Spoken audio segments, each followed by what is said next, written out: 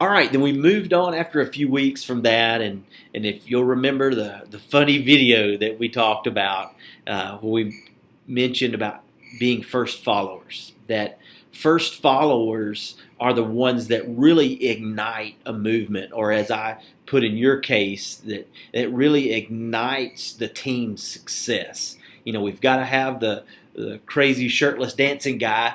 We need that, and we talked about examples maybe on your team of who that could be. But we also talked about who is going to be those first 2, 3, 4 people that run to the crazy shirtless dancing guy's side and make it okay to join in, that give it credibility, that validate what he or she is saying is true, and that they want the best for the team. And if you'll remember, first followers were critical. If you'll remember back to the video, if it were not for those first 2 or 3 people joining the crazy guy, he would have just been a one crazy guy, just doing his thing. But as you saw at the very end, everybody joined in, and it was a movement. It really was something special. So I want to encourage my crazy shirtless guys. I want to encourage my black shirt guys, my green shirts, if you'll remember, and all of you to realize that you don't have to be that out in front, vocal person to be a leader. That the ones that support the leaders, or the vocal ones, can be just as strong leaders as well. All right, we talked about first followers, and then we moved into a segment on confidence. And I believe, and I said this from the outset, that I believe confidence is the foundational element to reaching your full potential.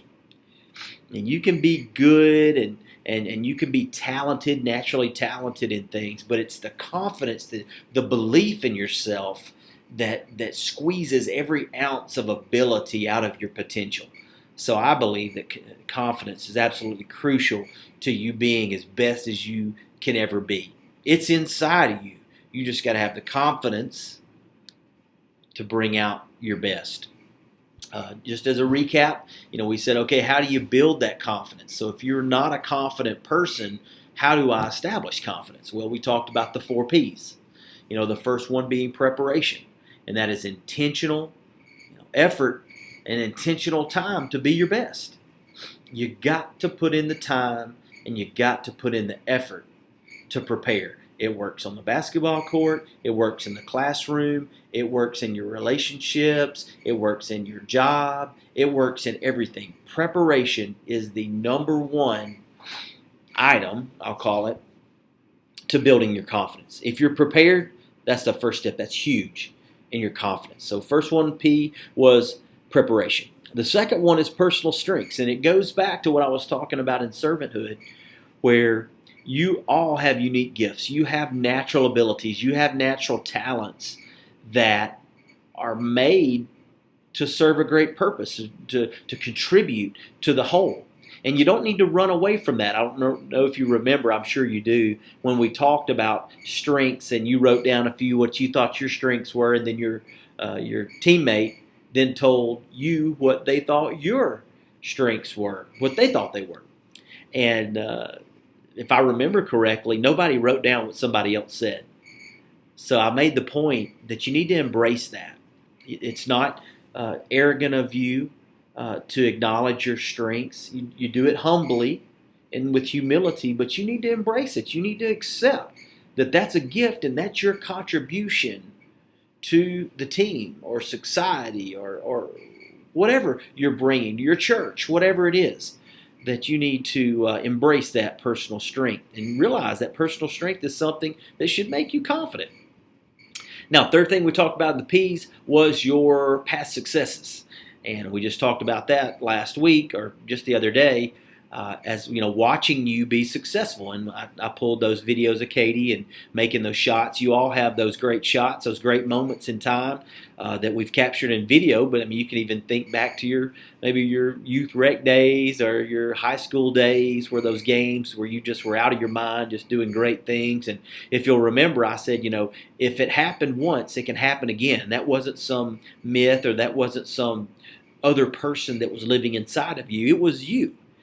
And if it was you, which it was, it can be you again. And you need to let those past successes remind you of how good you are and how much value you have and what you're capable of. And when you think about all those things, that's another building block to your confidence. I think Katie watching that, or all of us watching her be successful, should build confidence in her. So maybe I didn't even think about that before, but you seeing her successful makes you confident in her, and not only her abilities in herself. So that was the past successes. And then fourth, P, was our praise. And that was the powerful tool that builds confidence in others. When we really praise our teammates, when we see them doing great things, that is a fourth block of confidence. And if you'll remember, the point that I made about that is that we don't need to just hear praise as noise. Those high fives, as we're running by somebody and not thinking about them. We need to soak them in. We need to accept that praise so we can use it. But I think so many times that becomes noise, maybe, sometimes. And that praise isn't soaking into where it needs to be to touch on your confidence. So be aware. I guess that's what I would remind you. Be aware of praise. Listen to it. Let it soak in.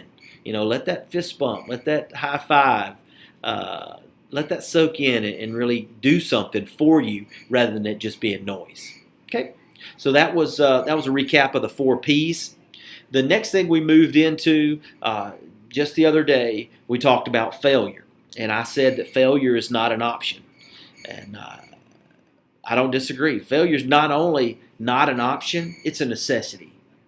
Any time we're going to be, I say any time, any long-term success is going to be built through failure. Because all we do through failure is learn. We use it as a learning tool. Excuse me, my nose there.